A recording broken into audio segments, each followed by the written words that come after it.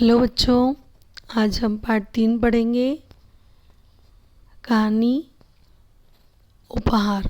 पाठ का नाम है उपहार और ये कहानी भी है और जिसे आपको कॉपी में लिखना है। एक राजा बड़ा न्यायप्रिय और दयालु था। उसके न्याय और दयालुता की चर्चे दूर दूर तक फैले हुए थे। वह पूरी कोशिश करता कि उसके राज्य में कोई भी दुखी नहीं रहे।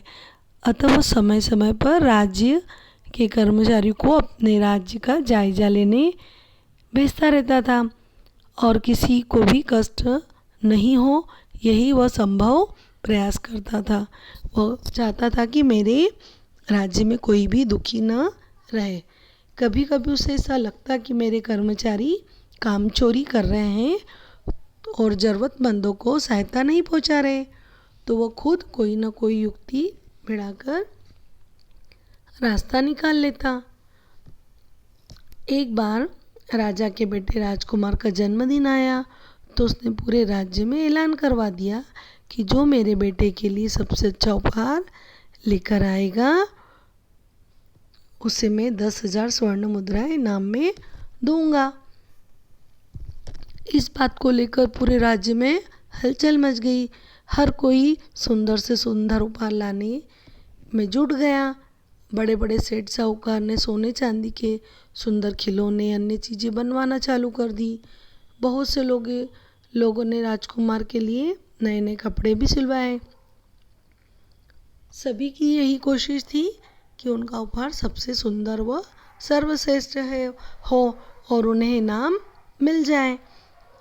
वहीं दीनू नाम का एक बहुत गरीब व्यक्ति रहता था। वह भी राजकुमार और महल और राजा को देखना चाहता था। तो उसने सोचा मैं भी राजकुमार के लिए कुछ लेकर जाऊं। तो उसके घर में आटे के सिवाय उसके पास कुछ नहीं था। उसने अपनी पत्नी से कहा कि इन आटों की रोटियां बना दो। पत्नी ने कहा, क्या तुम पागल हो गए हो?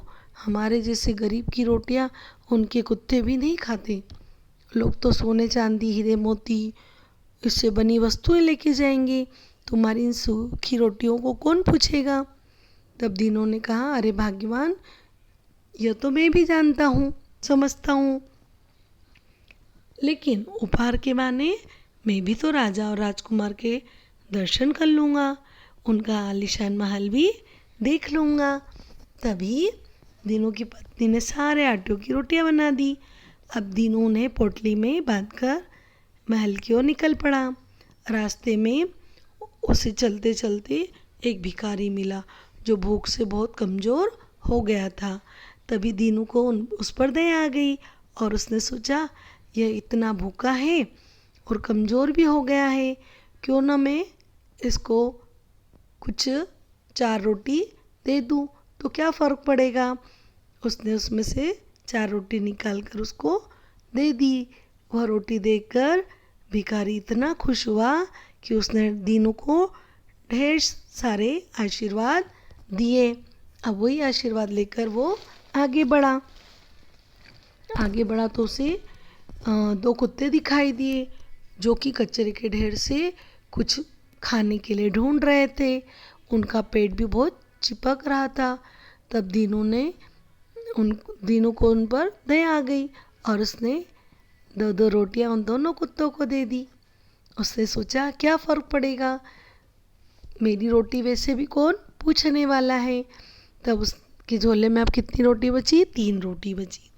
कुछ दूर फिर आगे चला तो वहाँ एक गाय मिली और एक बछड़ा मिला। जो बछड़ा माँ के थन से लगातार दूध खींचने का प्रयास कर रहा था, लेकिन माँ भी इतनी भूखी और कमज़ोर थी कि बच्चे का पेट नहीं भर पा रही थी। यह देखकर दीनू को दया आ गई। उसने गाय को 2 रोटी दे दी, एक बछड़े को और एक गाय को रोटी, और सोचा कि 1 रोटी है वो काफ़ी है उपहार के लिए। राजा के दरबार में जब दीनू पहुंचकर हक्का बक्का रह गया कि अरे यहाँ की तो भव्यता बहुत सुंदर है। उसने अपने कपड़ों और अपनी रोटी को लेकर उसे अपने आप पे शर्म आने लगी और वह संकोच करने लगा। अरे बड़े बड़े लोग सुंदर सुंदर उपहार लाए हैं। राज दरबार में जगमग करते उपहार को का ढेर लग गया। दीनू ने अपना झोला कसकर पकड़ लिया और थोड़ा कोने में खसकने लगा। अचानक राजा की नज़र उस पर पड़ गई। तब राजा ने कहा, अरे भाई कौन हो तुम? आगे आओ, तुम क्या उपहार लाए हो मेरे बेटे के लिए और तुम्हारा नाम क्या है? तभी दीनू संकुचता हुआ आगे बढ़ा। इतने सुंदर नर्म कालीन पर अपने मेले पांव रखने से उसे संकोच हो रहा था। तो राजा ने कहा, आगे आ जाओ, डरने की कोई बात नहीं। दीनू आगे बढ़कर राजा को प्रणाम करने लगा और बोला, हुजूर मेरा नाम दीनू है, यहाँ से 4 कोस की दूरी पर मैं रहता हूँ। राजा ने कहा, लाओ क्या उपहार लाए हो, निकालो झोले से। दीनू ने संकुचाते हुए झोले से एक ही रोटी निकाली, क्योंकि उसके पास तो एक ही रोटी बची थी। वह राजा के सामने उसने रख दी। जैसे ही रोटी निकाल कर रखी, जितने दरबार में सभी लोग जितने खड़े थे वहाँ उपस्थित थे, वो दीनू की उस रोटी को देखकर जोर जोर से हंसने लगे कि देखो क्या उपहार में लेके आया है। राजा ने कहा, खामोश, सभी को चुप रहने के लिए कहा और कहा कोई भी हंसेगा नहीं। फिर दीनू की तरफ हाथ बढ़ाकर दीनू से रोटी ले ली और पूछा, अरे भाई दीनू, एक ही रोटी लाए हो? एक रोटी से मेरा और मेरे राजकुमार का क्या होगा? उसने फिर राजा को रास्ते का सारा वृत्तांत मतलब कहानी सुनाई और बोला, हुजूर मुझ में आपके लिए उपहार लाने की हैसियत कहाँ है?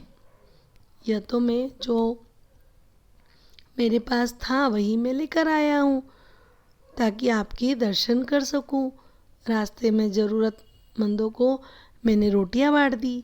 एक रोटी इसीलिए बचाई थी, इसी बहाने मैं आपके दर्शन कर पाऊँगा। तभी यह सुनकर राजा ने दीनू को कुर्सी पर बैठाया और सभी जनों के बीच ऐलान कर दिया कि आज का सबसे अच्छा उपहार कौन लाया? दीनू। और सोने चांदी कि हमारे खजाने में कोई कमी नहीं। दीनू जो उपहार लाया घर से लेकर चला था और उसमें जिन जिन भूखे लोगों की उसने भूख बुझाई और उनकी दुआ भी लाया है वह राजकुमार के लिए। अतः 10,000 स्वर्ण मुद्राएं दीनू को दी जाती हैं। साथ ही जीवन भर के लिए उसका और उसके परिवार का भरण पोषण राज्य के राजकोष से होगा और इसे राजा की आज्ञा समझी जाए। और इसके बाद राजा ने उसे 10 एकड़ ज़मीन भी दी जिस पर वह खेती करे और ज़रूरतमंदों लोगों की रोटी दी। राजा के इस निर्णय से